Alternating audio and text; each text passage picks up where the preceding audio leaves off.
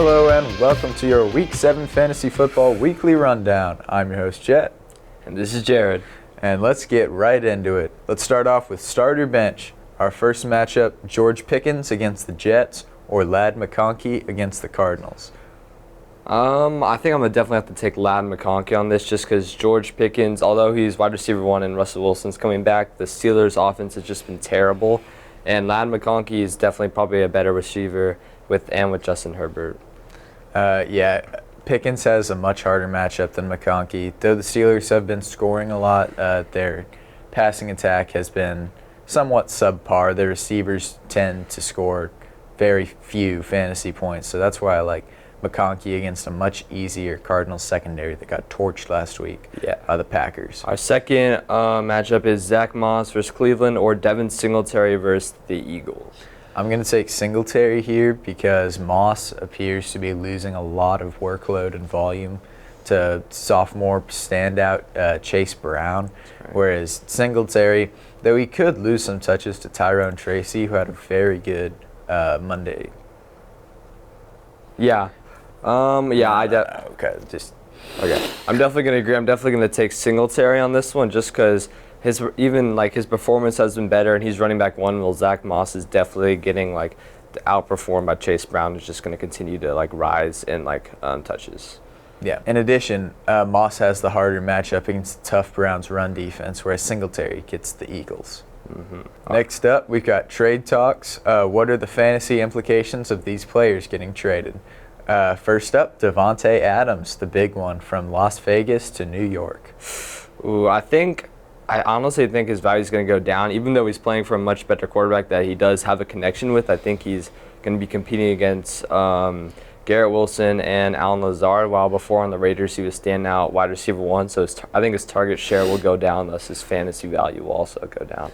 I think his value goes up with the trade to New York. He's reuniting with Rodgers, someone that he's been used to his entire career. Rodgers has thrown to him.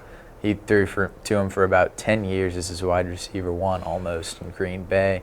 More familiar. He's a better overall quarterback than Gardner Minshew or Aiden O'Connell, no matter who's starting. And a decent wide receiver 2 opposite him will help free him up. Now, is he going to be as good as he was in his prime? Probably not, but he's still got that connection with Rodgers, so that'll be nice to see those two back together. Mm-hmm. Next up, we got Amari Cooper moving from Cleveland to Buffalo.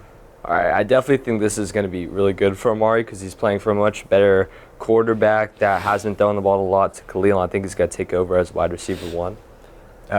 I think he will be sort of a wide receiver 1A, not a clear standout number 1. I think it does definitely raise his value, though not as much as some people will think. I've seen trades for him go crazy lately, but I don't think he'll be too great. But he'll definitely see an uptick in targets, though keep in mind he does have to split touches with Keon Coleman, Khalil Shakir, Curtis Samuel, Matt Collins. So it's not going to be like a super clear-cut wide receiver 1, in my opinion. Next up, we've got Boom or Bust. Which players will excite and which will disappoint? In the Boom, I've got Devon Achane having a big game against the Colts.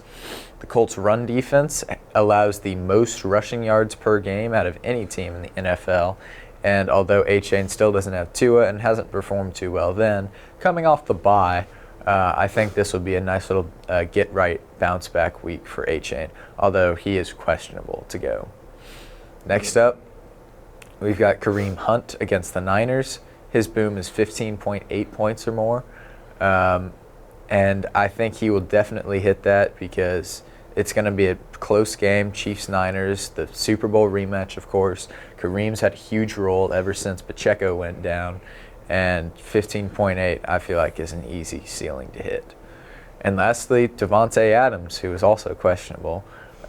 His Boom is 15.8 points as well, and I think he definitely gets there. His first game with Aaron Rodgers, he'll see a lot of targets coming his way as the old connection is sort of rekindled, reunited.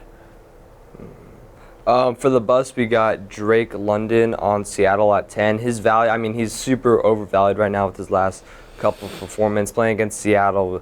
He's probably not going to do too well. Yeah, London faces a tough Seattle defense with Witherspoon and Woolen opposite each other at corner.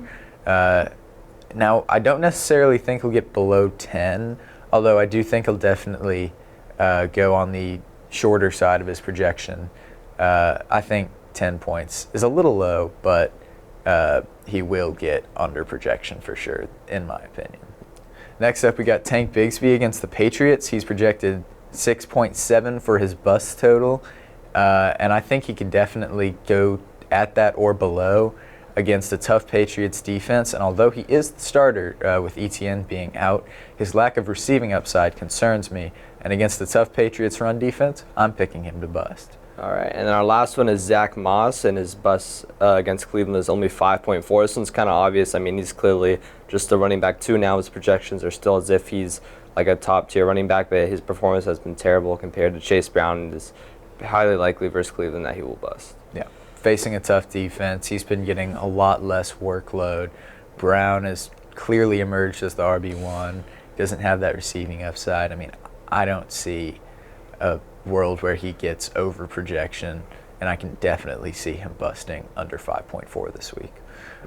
Just a note, ESPN has the boom the same as the projection for most tight ends, thus none were included because that would be a little bit too easy. So, any last words, final thoughts? I don't think so. All right. Oh, bro. So, any last words, final thoughts? I don't think so. All right, that should do it. Thanks for tuning in. We'll see you next week. I'm Jet. And this is Jared. Signing off.